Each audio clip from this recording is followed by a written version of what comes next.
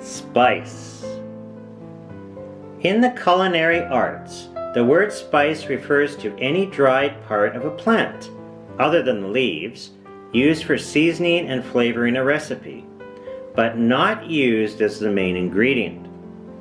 In contrast, a herb is a plant whose leaves are used in cooking to add flavor to food or as a medicine.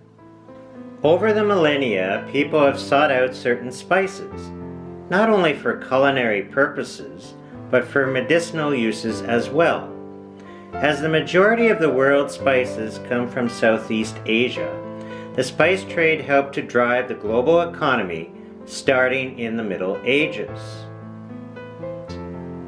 Examples of spices include cinnamon, and that's the bark from a tree, cloves, they're dried flower buds, ginger is the root of the ginger plant and can be ground or candied, nutmeg is the shelled dried seed of a plant. Europeans believed that nutmeg had the power to ward off viruses like the common cold. They even thought it could prevent the bubonic plague. As a result, the spice was worth more than its weight in gold. Peppers are the fruit of plants from the genus Capsicum. Ground, dried whole, pepper flakes are a spice.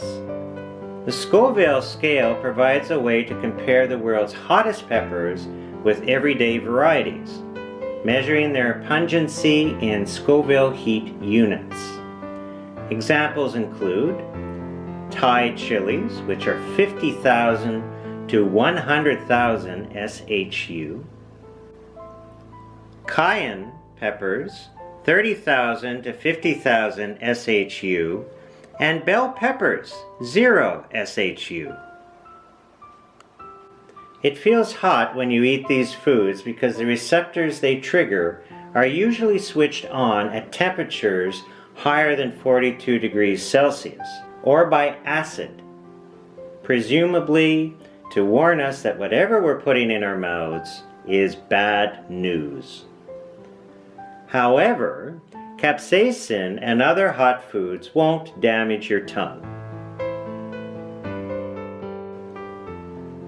Today, in order to obtain more accurate results, scientists use a technique called high-performance liquid chromatography, HPLC, to determine the exact concentration of capsaicin in a pepper.